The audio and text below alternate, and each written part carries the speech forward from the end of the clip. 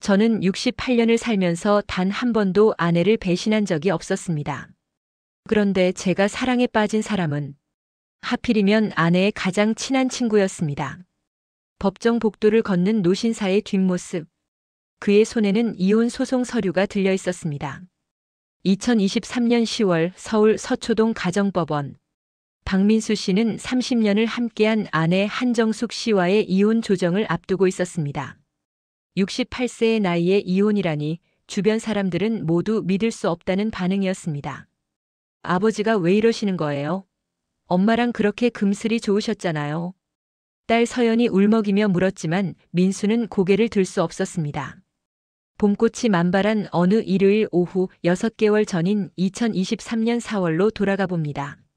아파트 거실에서는 정숙의 웃음소리가 가득했습니다. 영희야, 이 떡 진짜 맛있다. 어디서 샀어? 시장 어귀 그 떡집 있잖아.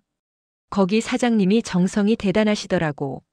아내의 친구 이영희가 차린 떡과 과일을 앞에 두고 두 사람은 끝없이 수다를 떨었습니다.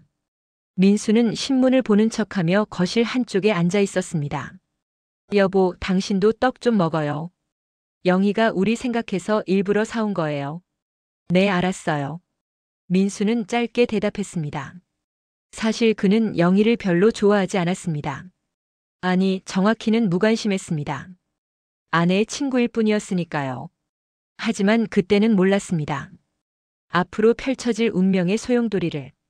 그날 이후 영희는 점점 더 자주 그들의 집을 방문했습니다. 처음에는 일주일에 한 번, 그러다 사흘에 한 번, 나중에는 거의 매일이었습니다. 정수가 오늘 반찬 많이 했는데 너희 집에 좀 갖다 줄게. 영희야, 오늘 저녁 우리 집에서 먹고 가. 민수도 좋아할 거야.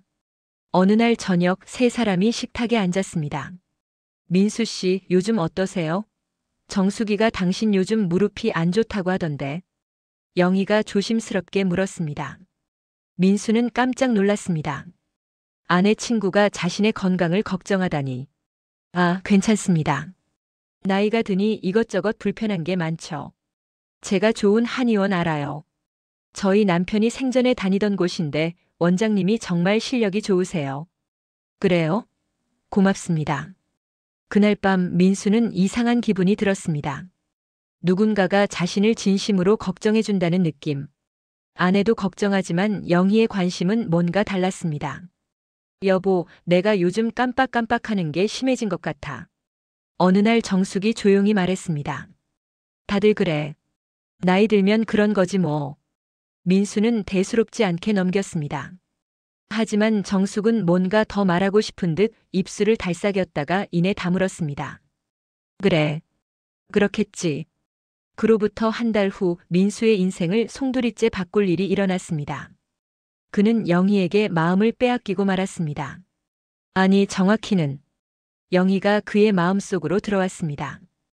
2023년 6월 민수는 우연히 영희와 단둘이 시간을 보내게 되었습니다. 정수가 미안한데 오늘 학교 동창회가 갑자기 잡혔어. 영희가 저녁 먹으러 온다고 했는데 당신이 좀 대접해줘. 혼자요? 내가요? 당신이 아니면 누가 해? 그냥 저녁이나 같이 먹어. 영희도 혼자 사니까 외로울 거야. 민수는 어색하게 밥상을 차렸습니다. 영희는 웃으며 부엌으로 들어왔습니다. 제가 도와드릴게요. 정수기는 어디 갔어요? 동창회예요. 미안합니다. 오셨는데. 아니에요. 오히려 제가 민수 씨랑 편하게 얘기할 수 있어서 좋네요. 두 사람은 소박한 저녁을 먹었습니다. 그런데 이상했습니다. 전혀 어색하지 않았습니다. 오히려 오랜 친구처럼 편안했습니다. 민수 씨는 퇴직하시고 뭐 하고 싶으신 거 없으세요? 글쎄요. 별로 생각해 본 적이 없네요. 저는 남편을 떠나보내고 나서 깨달았어요. 우리에게 주어진 시간이 생각보다 짧다는 걸요. 하고 싶은 것, 해야 할 것들을 미루면 안 된다는 걸요. 영희의 눈에는 슬픔과 동시에 강인함이 있었습니다. 민수는 그 눈을 보며 가슴이 뛰는 것을 느꼈습니다. 영희 씨는 외롭지 않으세요? 민수가 조심스럽게 물었습니다. 외롭죠. 하지만 외로움에 익숙해지려고 노력해요. 그게 혼자 사는 사람의 숙명이니까요. 그런 말씀 마세요. 우리가, 아니, 정수기가 있지 않습니까? 감사해요, 민수 씨. 정수기는 정말 제 은인이에요. 그날 이후 민수는 영희를 다른 눈으로 보기 시작했습니다. 아내의 친구가 아니라 한 명의 여성으로. 그리고 그것이 잘못되었다는 것을 알면서도 그 감정을 멈출 수가 없었습니다.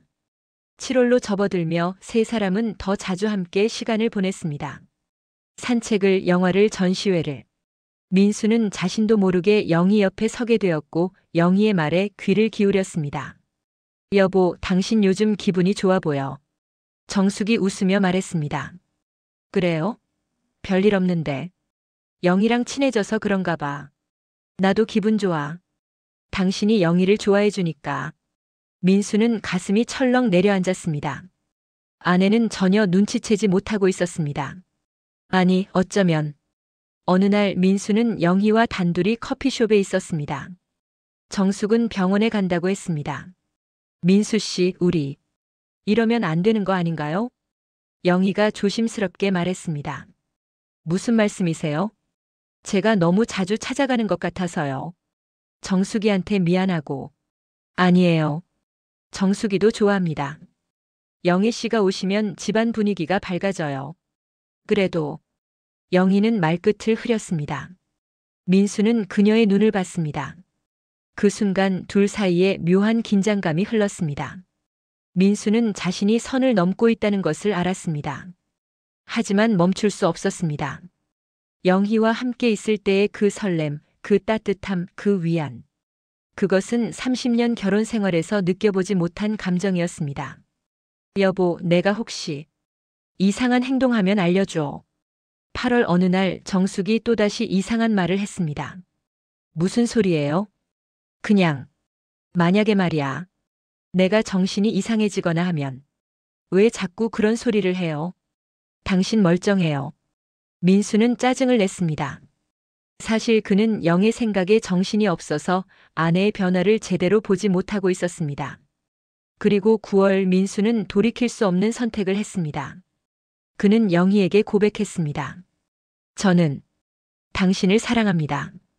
그 순간 영희의 얼굴에는 민수가 예상하지 못한 표정이 떠올랐습니다.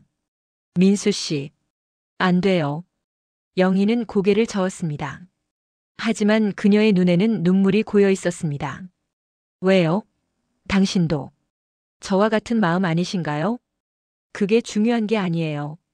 정숙이는 제 친구예요. 30년 지기예요. 제가 어떻게. 하지만 사랑은 어쩔 수 없는 거 아닙니까? 민수의 목소리가 높아졌습니다. 카페 구석자리. 두 사람의 대화는 점점 더 절박해졌습니다. 민수 씨, 우리 이러면 안 돼요. 정숙이를 생각해요. 그럼 저는요? 저는 어떡하란 말입니까? 68년을 살면서 처음 느껴보는 이 감정을. 저는 그냥 묻어버려야 합니까? 우리 모두를 위해서예요. 모두? 저는 모두에 포함되지 않습니까? 영희는 대답하지 못했습니다. 긴 침묵이 흘렀습니다. 일주일만 시간을 주세요. 제가 생각 좀 해볼게요. 영희가 조용히 말했습니다. 그 일주일은 민수에게 지옥 같았습니다. 그는 영희를 기다리면서도 아내에게 미안한 마음에 제대로 잠을 이루지 못했습니다. 여보, 여기가 어디지? 어느 날 저녁 정숙이 갑자기 물었습니다. 30년을 살던 집에서. 무슨 소리예요? 우리 집이에요. 아, 그렇지. 미안해. 정숙은 당황한 듯 웃었습니다. 민수는 그제야 뭔가 이상하다는 것을 느꼈습니다. 당신 괜찮아요? 응, 괜찮아. 요즘 피곤해서 그래. 하지만 며칠 후 더 이상한 일이 벌어졌습니다. 엄마가 안 계세요? 딸 서연이 전화를 걸어왔습니다. 뭐? 여기 계시는데? 제가 1시간 전에 엄마한테 전화했는데 엄마가 혼자 공원에 계시대요. 집에 어떻게 가야 하는지 모르겠다고. 민수는 황급히 정숙을 찾아 나섰습니다. 그녀는 아파트 단지 공원 벤치에 멍하니 앉아 있었습니다. 여보. 아, 당신 왔어? 나 여기 왜 있는지 모르겠어. 산책 나왔는데. 정숙의 눈은 불안으로 가득했습니다. 박 선생님, 따님과 함께 안으로 들어오세요. 신경과 전문의가 심각한 표정으로 말했습니다. 환자분께서 초기 치매로 진단됩니다. 정확히는 알츠하이머병의 전조 단계입니다. 뭐라고요? 민수는 믿을 수 없었습니다. 3개월 전에 이미 진료를 받으신 적이 있으시더군요. 그때 의심 진단을 받으셨는데 이번에 확정이 됐습니다. 3개월 전에요? 그럼 5월? 민수는 머릿속이 복잡해졌습니다. 5월이면 영희가 자주 오기 시작한 때였습니다. 병원을 나온 후 서연이 아버지에게 소리쳤습니다. 아빠, 엄마가 왜 3개월 동안 혼자 이 고민을 하셨는지 알아요? 아빠가 엄마한테 관심이 없었으니까요. 무슨 소리야? 전 다 알아요. 아빠가 요즘 영희 이모한테 푹 빠져 계신 거. 엄마도 알고 계셨을 거예요. 민수는 할 말을 잃었습니다. 그날 밤 민수는 아내를 바라봤습니다. 정숙은 텔레비전을 보고 있었지만 무엇을 보는지는 모르는 듯 했습니다. 여보. 응? 미안해요. 뭐가? 정숙은 영문을 모르는 듯 웃었습니다. 민수는 눈물이 났습니다. 다음 날 영희가 전화를 걸어왔습니다. 민수 씨 맞나요? 제가 말씀드릴 게 있어요. 정숙이에 대해서요. 그 말에 민수의 심장이 멎는 것 같았습니다. 영희는 대체 무엇을 알고 있는 것일까요? 카페에서 마주 앉은 두 사람. 영희의 얼굴은 창백했습니다. 민수 씨, 제가 모든 것을 고백해야 할 것 같아요. 무슨 말씀이세요? 영희는 가방에서 봉투 하나를 꺼냈습니다. 이건 정숙이가 저한테 준 편지예요. 5월에. 영희의 입을 통해 정숙의 편지가 읽혔습니다. 영희야, 이 편지를 읽고 있다면 나는 이미 내게 내 부탁을 말했을 거야. 놀라지 말고 끝까지 읽어줘. 나 얼마 전에 병원에서 초기 치매 진단을 받았어. 의사 선생님이 그러시더라. 앞으로 3년에서 5년 사이에 증상이 빠르게 진행될 거라고. 너무 무서웠어. 하지만 그것보다 더 무서운 건 민수를 혼자 두고 가야 한다는 거였어. 우리 민수는 겉으로는 강한 척하지만 사실은 누구보다 의존적인 사람이야. 30년 동안 내가 다 해줬거든. 밥도 빨래도 병원 예약도 아이 학부모 상담도. 내가 정신을 잃어가면 민수는 어떻게 살까? 그게 너무 걱정이 돼. 그래서 내게 부탁이 있어. 민수를 좀 돌봐줘. 내가 운전하지 못할 때 내가 옆에 있어줘. 민수가 너를 편하게 여길 수 있도록 자주 우리 집에 와줘. 미안해, 영희야. 내게 너무 큰 짐을 지우는 것 같아. 하지만 너 말고는 부탁할 사람이 없어. 우리 딸 서연이는 아직 젊고 자기 일도 바쁘잖아. 고마워, 영희야. 내가 있어서 내가 이 병과 싸울 힘이 생겨. 정숙이가. 민수는 충격의 말을 잇지 못했습니다. 그러니까 정숙이가 계획적으로. 네. 정숙이는 자신이 사라지기 전에 민수 씨의 노후를 준비하려고 했던 거예요. 그게 저였고요. 아니, 그럴 리가. 민수는 머리를 감싸 쥐었습니다. 처음에는 저도 거절했어요. 말도 안 되는 부탁이라고 생각했죠. 하지만 정숙이가 울면서 매달렸어요. 자기가 할 수 있는 마지막 일이라고. 그래서 당신이 자주 온 거였군요. 네. 저는 그냥 민수 씨를 돌보려고 했어요. 친구의 부탁이니까요. 하지만 영희의 목소리가 떨렸습니다. 하지만 저도 민수 씨를 좋아하게 됐어요. 그게 더 큰 문제예요. 침묵이 흘렀습니다. 두 사람은 각자의 죄책감에 짓눌려 있었습니다. 민수는 그동안의 일들을 다시 떠올렸습니다. 정숙이 영희를 자꾸 집에 부르던 것, 둘이 단둘이 시간을 보내도록 자리를 비워주던 것, 영희의 좋은 점을 자꾸 강조하던 것. 영희는 정말 요리를 잘해. 당신도 배우면 좋겠어. 영희는 혼자 살면서도 씩씩하더라. 대단한 사람이야. 영희는 마음씨가 참 곱더라. 남편 잃고도 그렇게 밝게 살다니. 모든 것이 계획된 것이었습니다. 나는 정말 바보였습니다. 아내가 그렇게 심각한 병을 앓고 있는 줄도 모르고 다른 여자를 사랑하고 있었으니까요. 아니, 어쩌면 정숙이가 원한 것이 바로 그것이었을지도 모릅니다. 자신이 사라진 후에도 내가 외롭지 않기를, 누군가의 사랑을 받기를 바랐던 거겠죠. 민수 씨, 솔직히 말할게요. 처음에는 동정심이었어요. 정수기를 위해서였고요. 하지만 민수 씨와 시간을 보내면서 진짜로 마음이 갔어요. 민수 씨는 제 남편과는 다른 사람이에요. 조용하지만 따뜻하고 말은 없어도 배려심 있어요. 저는 그런 민수 씨에게 빠져들었어요. 하지만 그게 정말 사랑인지 아니면 정수기가 만들어 놓은 상황 속에서 생긴 착각인지 모르겠어요. 그런데 민수 씨, 한 가지 더 말씀드릴 게 있어요. 영희가 다시 가방을 뒤졌습니다.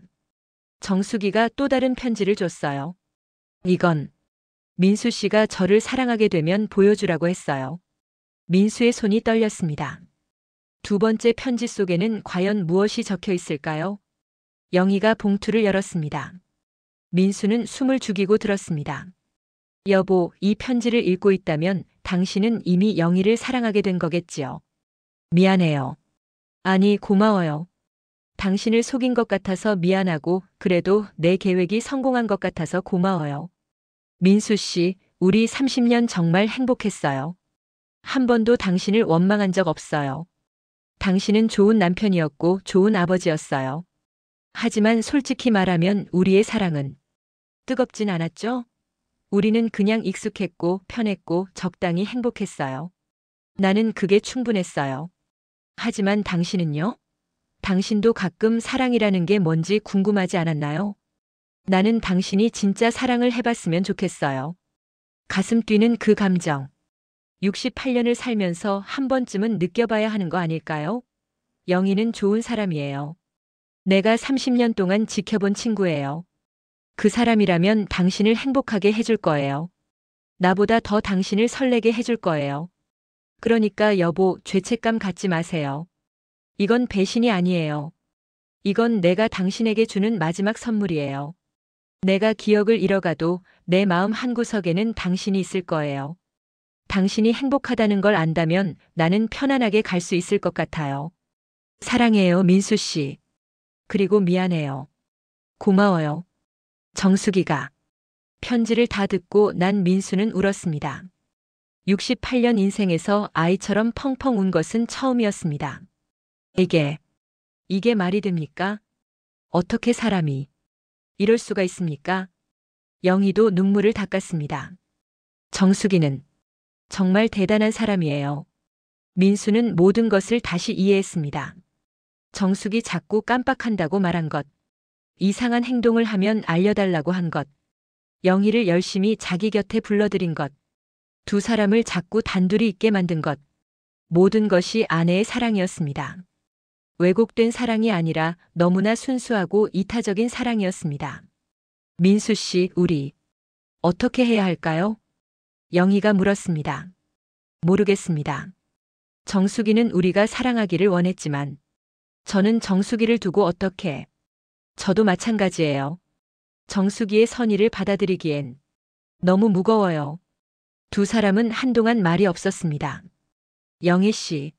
네. 저는 정수기 곁에 있겠습니다. 끝까지. 네.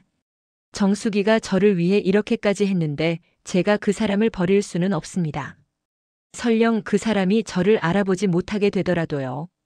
영희는 고개를 끄덕였습니다. 그게 맞는 것 같아요. 저도 그렇게 생각해요. 하지만 민수 씨. 영희가 민수의 손을 잡았습니다. 제가 옆에 있어도 될까요? 친구로서요. 정수기가 원한 대로 민수 씨를 돌보는 친구로요. 영희 씨. 사랑은 하지 않을게요. 하지만 돌볼 순 있잖아요. 그게 정수기가 원한 거니까요. 민수는 눈물을 흘리며 고개를 끄덕였습니다. 그렇게 두 사람은 기묘한 관계가 되었습니다. 사랑하지만 사랑할 수 없는, 가까이 있지만 닿을 수 없는 관계. 그런데 2개월 후 또 다른 충격적인 사실이 밝혀졌습니다. 정숙의 진단이 오진이었던 것입니다. 그녀는 치매가 아니었습니다.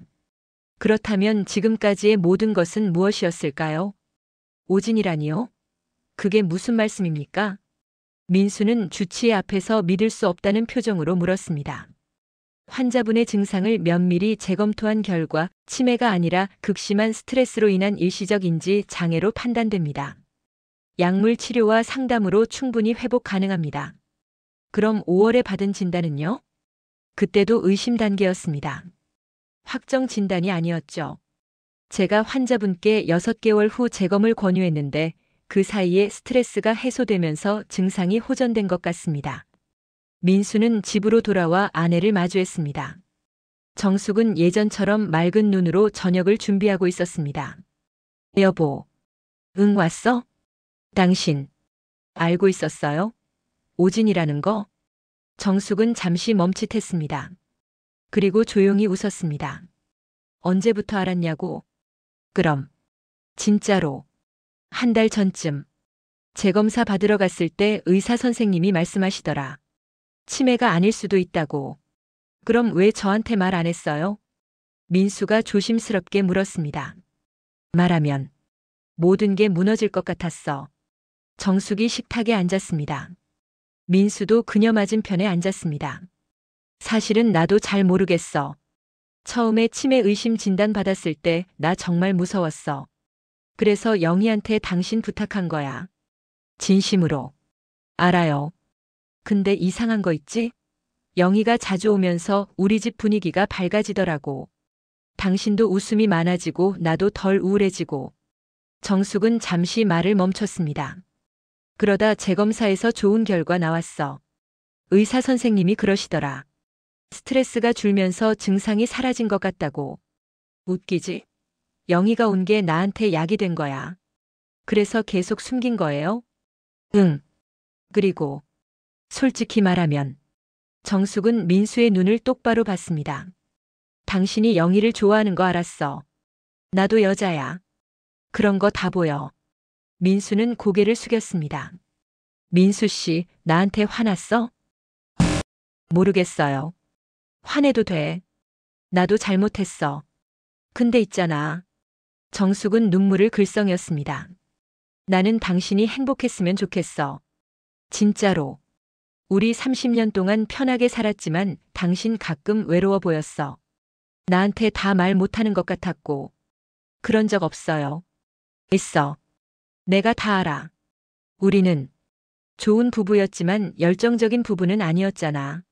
정숙은 민수의 손을 잡았습니다. 영희는 좋은 사람이야.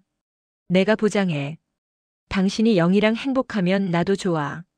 무슨 소리예요? 민수가 손을 뿌리쳤습니다. 저는 당신이 좋습니다. 영희 씨는 착각이었어요. 당신이 아프다는 걸 알고 제가 불안했던 거예요. 영희 씨는 그냥 위로였을 뿐이에요. 정말? 정숙이 물었습니다. 정말입니다. 저는 당신 없인 못 살아요. 민수는 30년 만에 처음으로 아내에게 고백했습니다. 나도 그래. 정숙이 웃었습니다. 그리고 울었습니다. 다음 날 세 사람은 다시 만났습니다. 정수가 민수 씨, 저는 이제 좀 거리를 둘게요. 영희가 조용히 말했습니다. 왜? 우리 친구잖아. 정숙이 붙잡았습니다. 친구니까 물러나는 거야. 너희 둘은 서로가 필요한 사람들이야. 내가 그 사이에 있으면 안 돼. 영희 씨. 민수가 입을 열었습니다. 저 때문에 미안합니다. 제가 착각했습니다. 아니에요, 민수 씨. 저도 마음이 흔들렸어요. 하지만 이제 알아요. 진짜 사랑이 뭔지. 영희는 두 사람을 번갈아 봤습니다. 진짜 사랑은 설렘이 아니라 헌신이더라고요. 30년을 함께 산 당신들처럼요. 2024년 봄 민수와 정숙은 여전히 함께였습니다.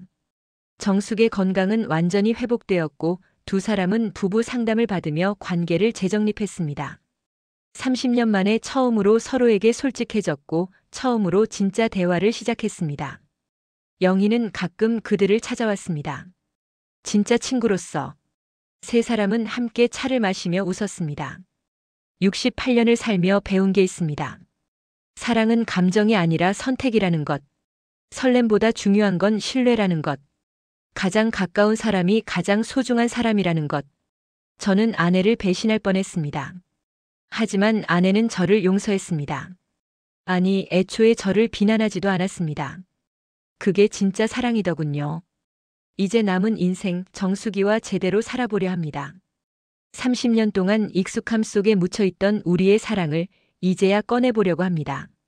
늦었지만 아직 늦지 않았습니다. 여러분도 곁에 계신 분을 한 번 더 봐주세요. 설레는 사랑을 찾아 헤매기 전에 당신 옆에 있는 사람이 얼마나 소중한지 깨달으세요. 그게 제가 이 나이에 얻은 교훈입니다. 사랑은 때로 착각입니다.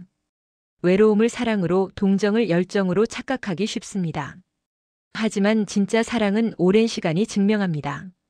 함께 늙어가는 것, 서로의 추함을 견디는 것, 그럼에도 불구하고 곁에 남는 것. 박민수 씨와 한정숙 씨는 위기를 통해 다시 만났습니다. 그들의 사랑은 끝나지 않았습니다. 이제 시작입니다. 여러분의 사랑은 어떠신가요?